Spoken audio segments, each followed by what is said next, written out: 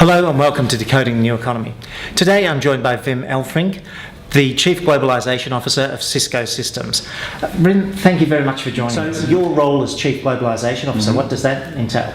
Yeah, so looking after new markets, Paul, geographically. Yeah. So we look at what we call the BRICMs, of course, Brazil, Russia, India, China, Mexico. Yeah. But the next wave now is what we call TIPS. And that is Turkey, Indonesia, Poland, Saudi Arabia and South Africa. Next to that, we try to look where technology can enable solutions to work better, to live better, to play better and to learn better. And the third element is new partners, new ecosystems, the industrialization of the Internet of everything. So how do you find those tips markets using the Internet of Everything?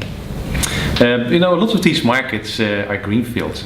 Right. I always say that God created the world in 7 days because there was no installed base, and so you have a right to play. You can immediately go to the newest technologies, new applications, and specifically also new business models. Yeah, and so for those more established markets, where do you see those going? There's always a moment of change. Right.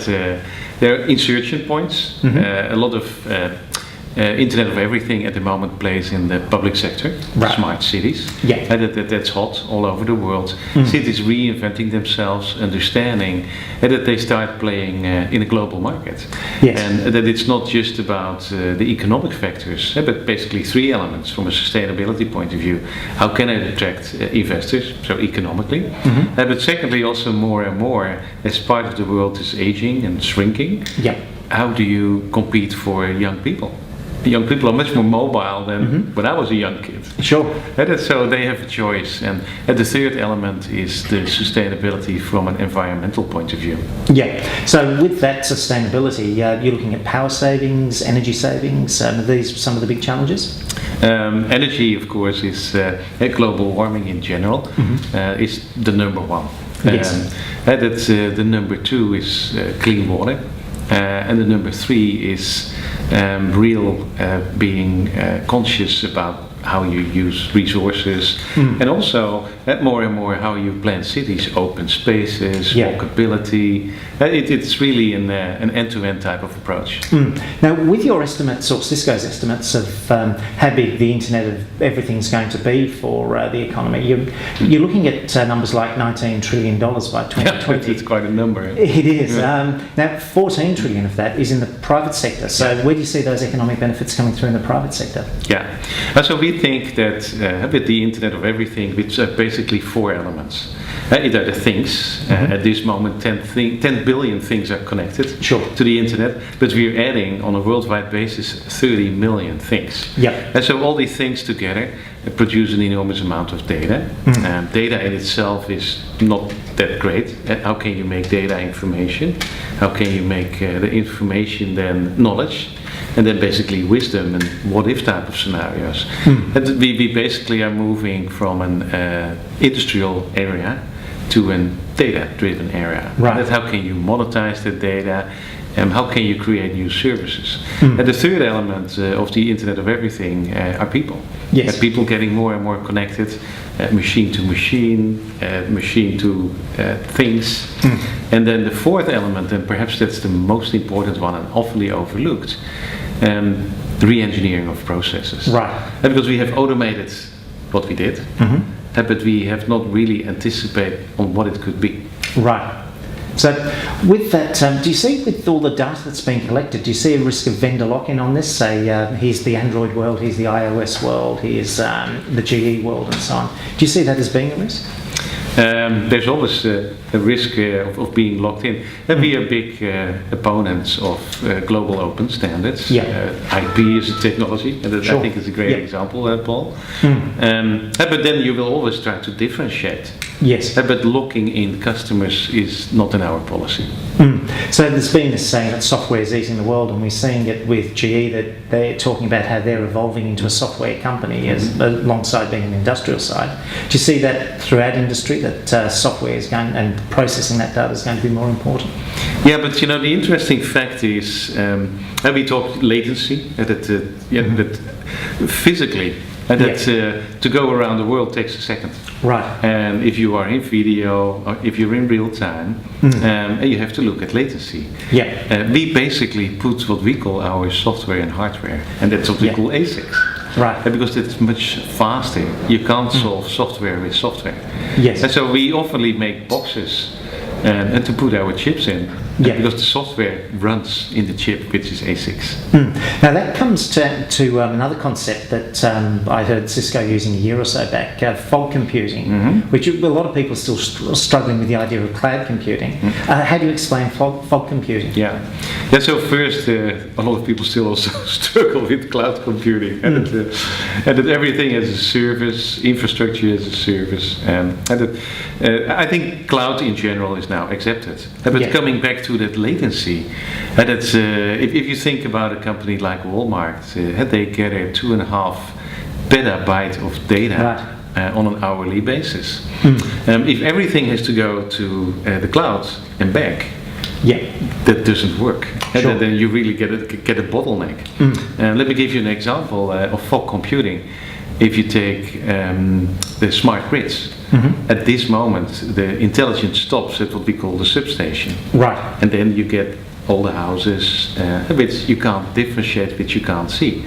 If we go more and more to sustainability, people having some collectors on the roof, having energy type of recycling in their house, they want to trade. And you can basically then have the intelligence and the application on that router in that substation, and you don't have to pass all that data up and down to the grid, or to, in this case then of course, the cloud. Sure. And so it's what we call distributed computing, and what is not necessary to get to the cloud, do that decentralized. Another example is in smart train connectivities, and the train controls. You can have a router on the train, Wi-Fi enabled, and you can have an application if the train goes, for instance, in a tunnel, that you would lose connection with the internet. And so decentralized computing, we think, is a better effect. And the term fog comes that it's down on the ground, and it doesn't all have to go up to the clouds. It doesn't have to go up there. Now that comes to another point of the sheer amount of data. You mentioned that volume of data that Walmart have to deal with. How do you see businesses, managements dealing with so much data coming into their organisations? Again, that you don't use all the data. You really have to start looking at what can I do with the data, what's the intelligence I can get out of it. And how can I really monetize that data, or how can I make my business processes more efficient?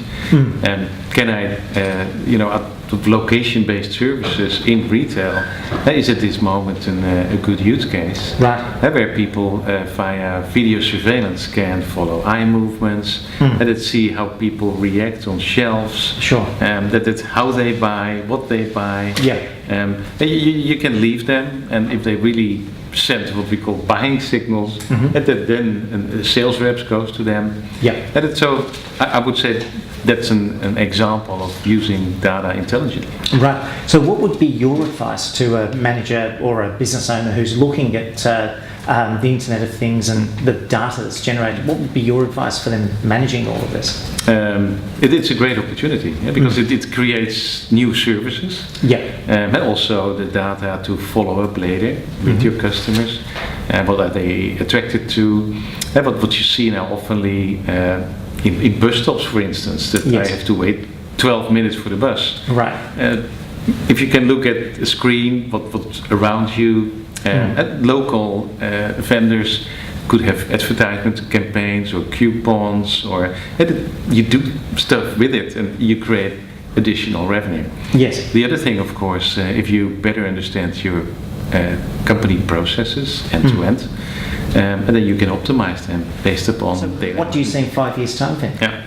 And so Paul, 5 years, in the end of everything, that is what it was in the past, probably for 20 years. So what is for sure is that at this moment we add things on a rate of 30 million a week.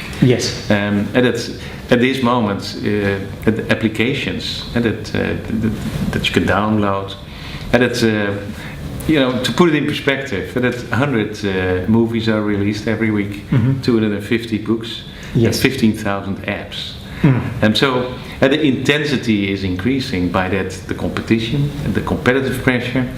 So I don't know, because I wouldn't have predicted 3 years ago that we would have apps now that would have, are being bought, a company like What Apps, for 16 billion. Yes, that's right. So the only thing I can predict is that it will accelerate faster and faster. And time to market and pressure for companies to create new services and to drive productivity improvement will be even more intense. So we're certainly living in disruptive and excited times. Now, I think you used the word that if you don't look inside in your company in a disruptive way, and the Internet of Things is disruptive. It should be transformational. If you don't change your processes and you see it as incrementalism, competition will catch up and knock you out. Yeah, well, hopefully that won't be happening to many of us in the near future. Thank you very much for your time, then. Welcome, Paul. And thank you for joining Decoding the New Economy.